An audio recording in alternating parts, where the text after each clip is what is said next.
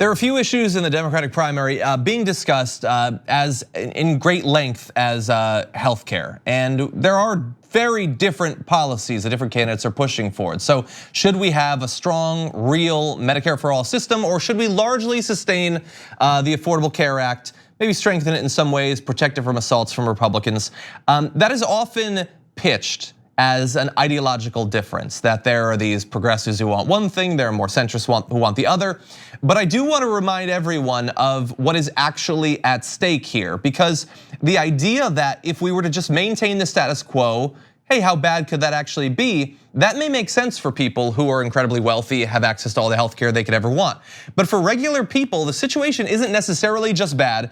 In some ways, it's actually getting worse. So I want to show you some survey data that was released recently by Gallup about people who, because of the high cost of healthcare, are putting off seriously needed medical treatments. So take a look at this here. They tweeted out that 25% of Americans say that one of their family members have put off treatment for a serious medical condition due to cost in the last 12 months. And what you're seeing there is historic data stretching all the way back to 2001.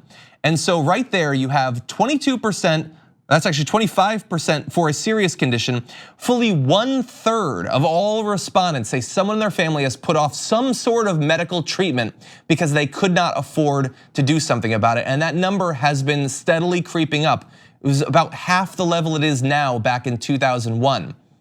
So that's like a decade after the ACA. And think about that. Think about someone being in a position where they have a serious medical need. It needs treatment, but they can't do anything about it because they can't afford to actually go. For many people, that will mean that when they eventually do have something done about it, the cost will be more extreme, the debt will be more extreme because the condition will have been allowed to proceed. For some people though, it will mean that they die. They died because they had an untreated illness, and they died because it was too expensive. Another 8% said that they or a family member put off a treatment for a less serious condition. And so we're seeing across the board, many people are seeing this, which should be unheard of in literally the richest country that has ever existed. But anyway, let's talk about some of the other costs there and some of the other things that are resulting from this. So when a person can't afford to go, when they have to put off this sort of treatment, do we think that they're necessarily going to find themselves in better economic condition later on? Not necessarily. And there is a solution, but it's not one that we should be encouraging. According to the American Health Association, patient visits to emergency departments in community hospitals increased 19% over the last 2 decades and have likely climbed to 20% or higher by today. So that means that in the end, it's going to be more costly. Again, their condition will have advanced to a more severe state at that point. And from an economic perspective, delayed care can have a range of negative effects, including reduced workplace productivity in the short term and increased healthcare costs in the long term, costs that ultimately burden the federal budget, which has ripple effects on the economy. So when we talk about medical costs in this country, it has the obvious effect that's happening right now that people are not getting the care that they actually need. That is horrific healthcare outcomes for them. But economically, both for the individual families and also for the country at large, this is literally the worst way to run a healthcare industry.